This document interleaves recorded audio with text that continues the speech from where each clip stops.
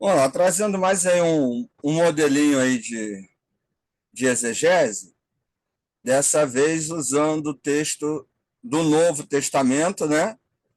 É claro que existem semelhanças quando a gente vai fazer exegese do Novo e do Antigo, mas também existem diferenças. As diferenças geralmente estão em torno das variáveis dos gêneros literários, né? Então, por exemplo, uma epístola, ela não vai ser analisada da mesma maneira que um salmo, né? São gêneros literários diferentes, com objetivos diferentes. Uma epístola, por exemplo, eu posso tirar uma doutrina. De um salmo, não. Salmo é um cântico. Ele necessariamente não é um texto doutrinário, não é um texto para ensinar nada, né?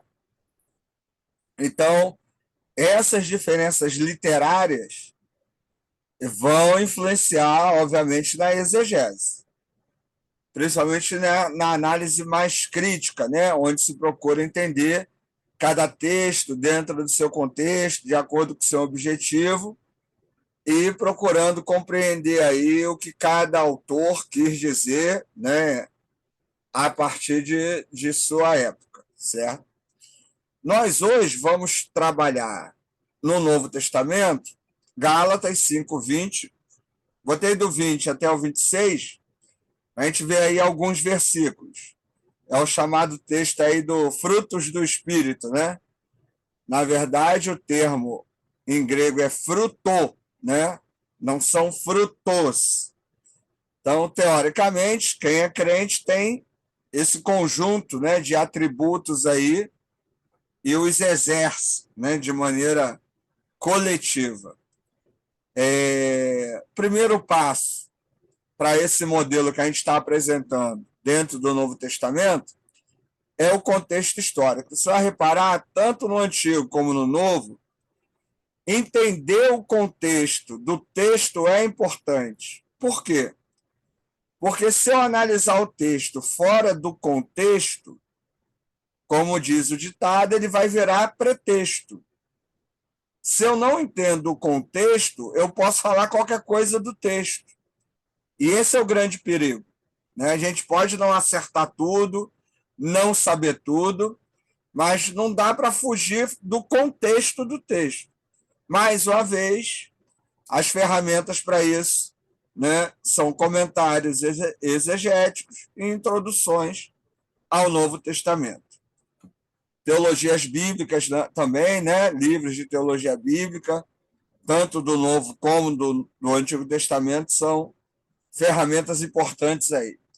Em relação a Gálatas, a carta foi escrita por volta de 49 depois de Cristo por Paulo para as igrejas da Galácia, fundadas durante sua primeira viagem missionária. O propósito era combater os que defendiam a necessidade da circuncisão para os gentios. Parece que nessa região havia um problema, certo? E que as pessoas achavam que deveria, para ser cristão, deveria se continuar com as tradições judaicas. E na carta aos Gálatas, Paulo vai defender que o evangelho é liberdade, que essa liberdade ela está fora do cumprimento de rituais, de dias sagrados, festas, que tudo agora se resume em Cristo. Eu acho que o texto aos Gálatas é um dos mais difíceis de serem aplicados na igreja. Porque, no geral, as pessoas na igreja ou não querem ou não sabem viver a liberdade cristã. Lembrando que liberdade cristã não é fazer o que quer, não é simplesmente viver de acordo com o desejo. Quem vive de acordo com o seu desejo não é livre, porque você está submisso aos desejos. Por isso, até a ideia, fruto da carne e fruto do espírito. Quem está submisso ao fruto da carne não é livre, porque você vai viver de acordo com os seus desejos, né? Vai se submeter a eles, vai procurar satisfazê-los de toda e qualquer forma. Quem vive o fruto do Espírito é livre. Por quê? Porque não vive escravizado pelos desejos. E optou não viver escravizado pelos desejos, mas viver, né, a partir dos valores do reino. Então, a carta aos Gálatas ela é muito difícil, porque geralmente a igreja ou as igrejas prendem as pessoas com rituais, né, com celebrações, culto da vitória, culto de oração, culto do poder, culto do milagre, né? Como se Deus só fosse fazer o milagre, como se Deus só fosse fazer alguma coisa na vida da pessoa, se ela vai na campanha, se ela dá o dízimo e tal. A religião, no geral, prende. E Paulo está detonando esse tipo de coisa. Então, é bem interessante ler a carta aos Gálatas, né, e ver como que essa questão fere, né, muito dos costumes até hoje da igreja. Vamos lá, verso 20. Eu coloquei aí em grego e uma explicação aí, né? As práticas citadas referem-se às obras da carne em oposição aos frutos do Espírito, listados a seguir que a gente vai ver. Depois eu vou dar as traduções aí que eu achei pertinente, né? Aí, em relação ao verso 21, né? A gente tem aqui os termos do verso 21, descrevem atitudes destrutivas, que se originam dos desejos desordenados da carne, em contraste com a conduta inspirada pelo Espírito. Então, a escravidão da carne e a liberdade do Espírito, né? No verso 22, Paulo vai introduzir aqui os frutos, na verdade é fruto do Espírito, começando pela principal virtude cristã, a do amor. Aí o termo ágape, né? Uma boa tradução seria caridade, que é tudo aquilo que eu faço pelo outro, eu faço por caridade. Né? Aqui o termo karpós é fruto, né? Ele está no nominativo singular, karpós de tu pneumatos. Né? Pneumatos também, espírito. O final aqui indica nominativo singular. Então, não, a tradução correta não é frutos do Espírito. Karpós de tu pneumatos estim ágape. Então, fruto do Espírito é amor. Então, amor, fruto do Espírito. Verso 22 e 23, eles vão estar apresentando aí, né? Algumas qualidades cristãs que a gente vai estar vendo ali, né? Macrofúnia,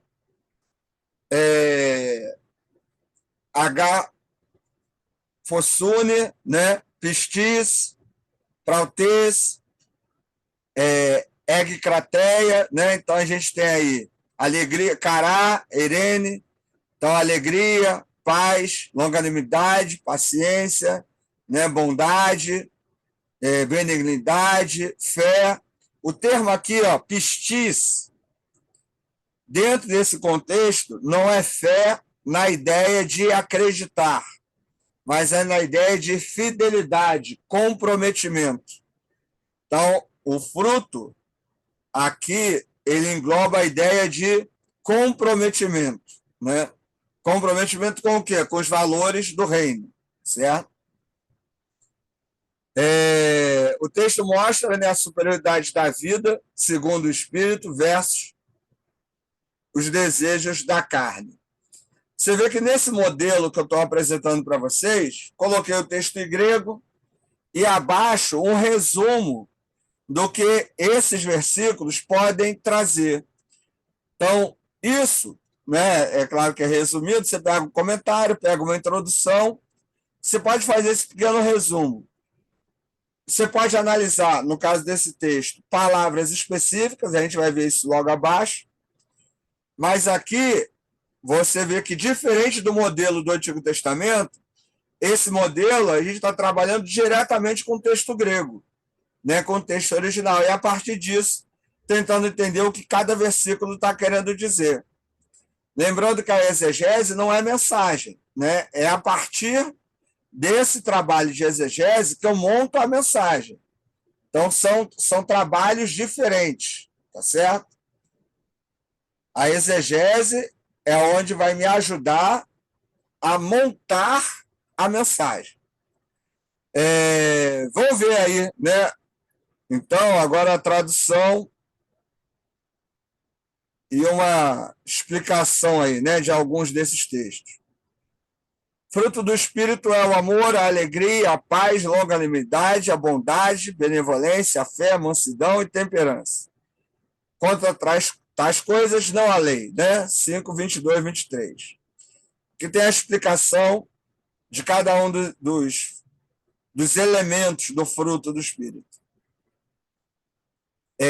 Aí você vê, aqui eu já coloquei, né, direito, né? O fruto do Espírito, certo? Porque carpós está no singular. Então, amor, ágape. O principal fruto, base para as demais virtudes, é o amor desinteressado e incondicional por Deus e pelo próximo. A gente também pode entender isso como caridade, aquilo que eu faço pelo outro, sem querer nada em troca, né? E aí, cará, alegria, sentimento positivo e confiante, decorrente da salvação em Cristo. É o oposto da tristeza e ao desespero. Então, aquela pessoa que tem um espírito, ela não vive em desespero. Ah, Ricardo, mas crente pode ter depressão? Pode. A depressão é uma doença, né? Assim como dor de cabeça, um câncer, uma pneumonia, uma gripe. Então, o crente fica doente? Fica. Então, o fato da pessoa ter depressão, ansiedade, estresse, não quer dizer que ela não tenha alegria, né? Que é esse fruto. De repente, por conta desse tipo de doença, esse elemento do fruto pode não estar tão característico. Assim que, se você, sei lá, tiver crise de ansiedade, você não vai ter paz, que é a ideia de equilíbrio, bem-estar, né? A pessoa está desequilibrada, a pessoa está com, sei lá, alguém que tem estresse, né? Que é muito estressado. De repente, não vai ter paz, né? Equilíbrio emocional. Então, isso é uma doença do corpo, né? Da mente. Então, o crente pode ter isso? Pode, né? Mas o que afeta o corpo, afeta o espírito. E aí a pessoa pode não desenvolver esse elemento do fruto do espírito de maneira adequada, tá? Mas nada a ver se a pessoa tem essas doenças de que não é crente, né? Então, a alegria não é um sentimento de alienação. Ah, perdi a perna, glória a Deus, aleluia. Não é isso. Mas é uma confiança em Deus, né? É aquele sentimento de que, apesar dos pesares, a vida não está entregue ao caos e ao desespero. Um bom exemplo disso é perceber o enterro de crente e de não crente. Geralmente, no enterro, geralmente, tá? Não dá para falar, né, de todas as situações, mas geralmente, enterros de pessoas não cristãs são desesperadores, agoniantes. A pessoa quer entrar junto na cova, não quer deixar fechar o caixão, né? Tem muito choro, desespero, angústia. Geralmente, enterro de crente, há choro, há tristeza, mas o sentimento é outro, né? Dependendo do enterro do crente, tem até uma piadinha, né? O pessoal está rindo, está brincando, está ali tentando lembrar das coisas positivas, né? Da pessoa que morreu. É essa ideia da alegria, né? Não é um sentimento de alienação, né? De desconexão com a realidade, mas de entender que é necessário continuar confiante em Deus, apesar das questões ruins da vida. Paz e Irene, né? Um senso de equilíbrio e bem-estar espiritual, mesmo em meio aos conflitos, e advém aí dessa reconciliação com Deus. Um bom exemplo é justamente essa ideia de equilíbrio.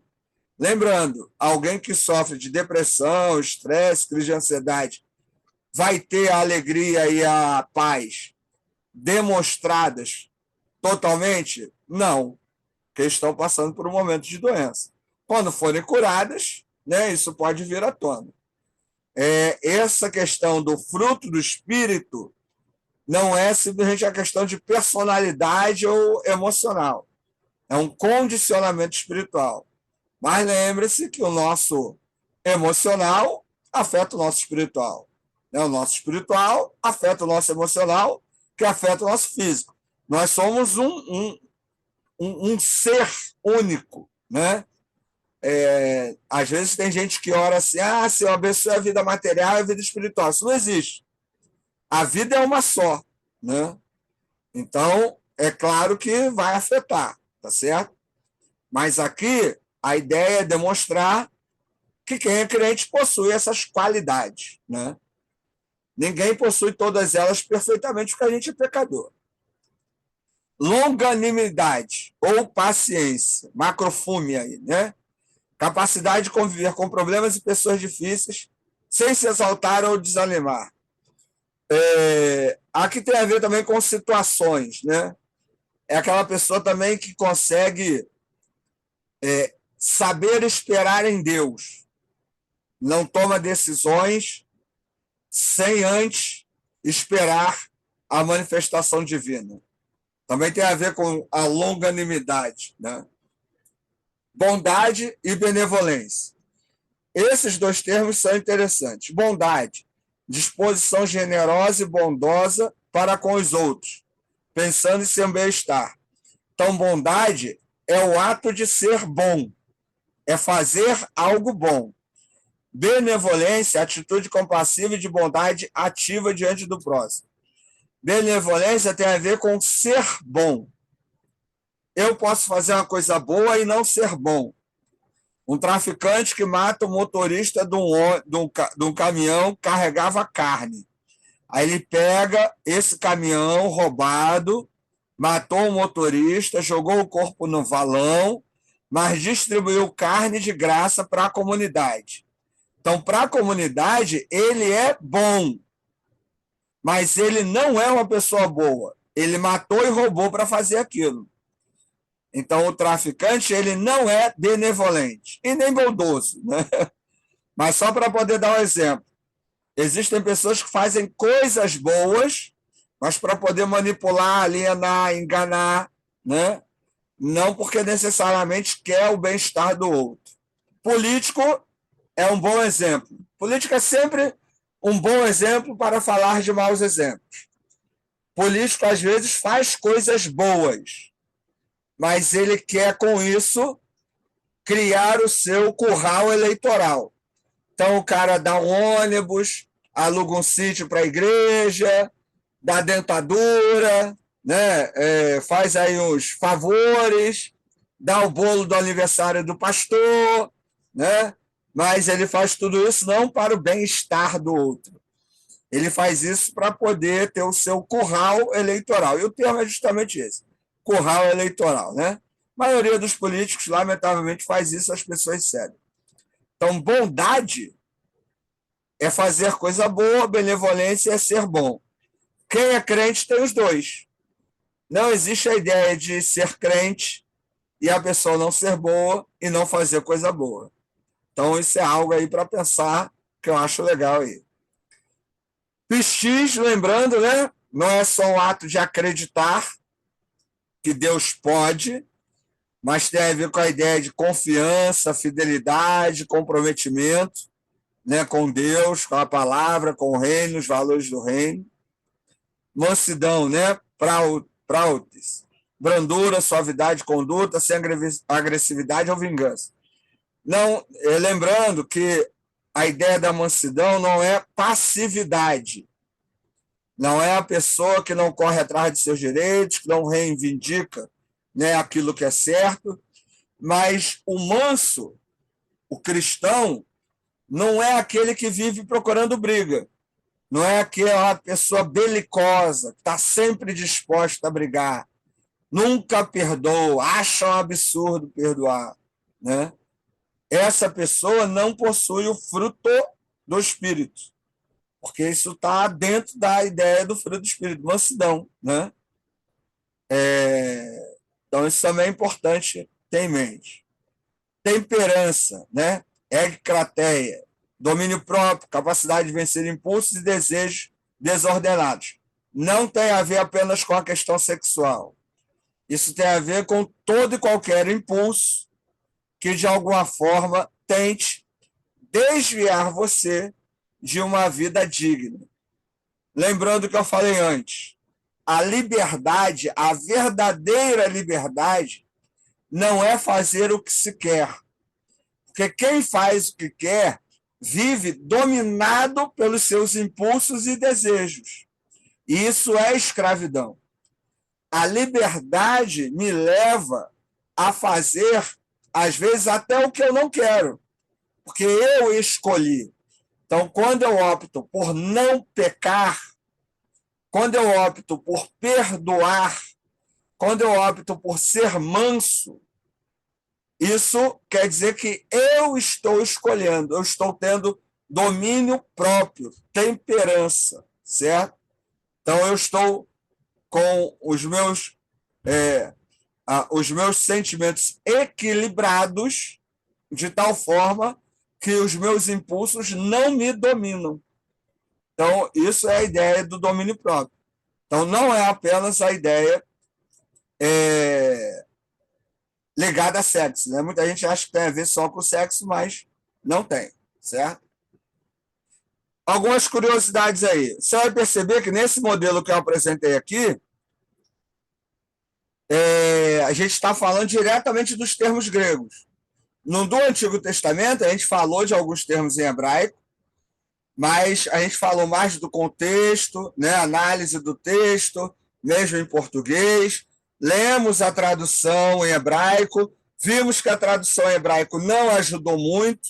Agora, esse exemplo em grego, a tradução dos termos do grego para o português esclarece muita coisa, né? Então, esse modelo é também bem positivo para o trabalho de exegese, certo? Então, em Gálatas 5:24, a expressão os que são de Cristo, tode Cristo, no texto onde Cristo significa literalmente ungido, e é uma referência ao Messias profetizado no Antigo Testamento.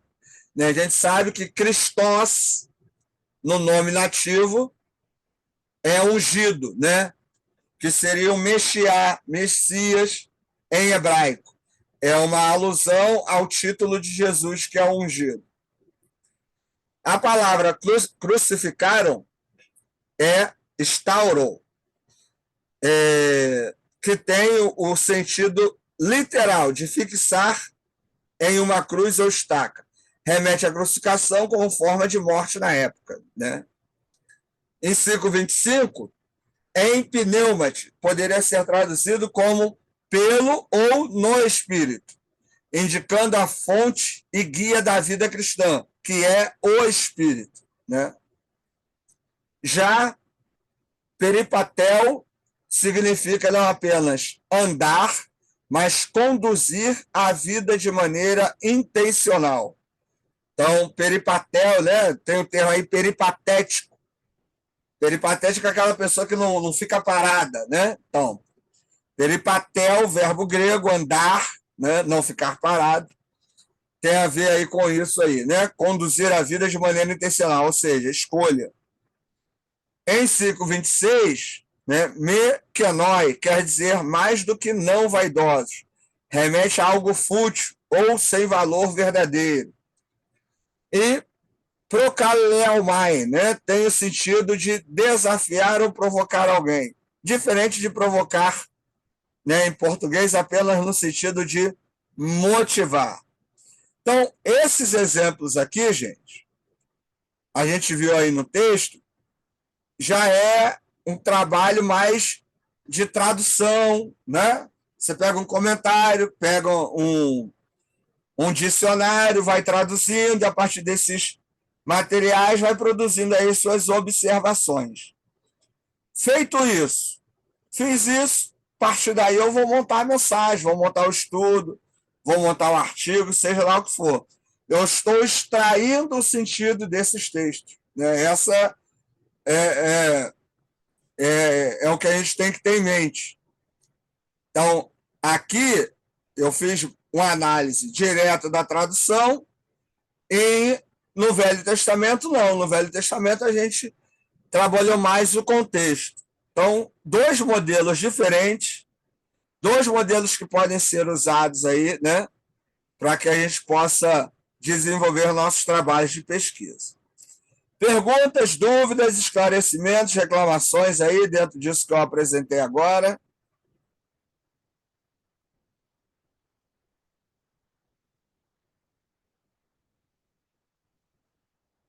Não? Ok, professor. Beleza? Então é isso, gente. Então, por hoje é só. Daqui a pouco eu mando aí esse material aí para vocês. E aula que vem a gente segue aí. Tranquilo? Valeu, boa noite. Beleza. Então, bom descanso aí. Professor, bom descanso.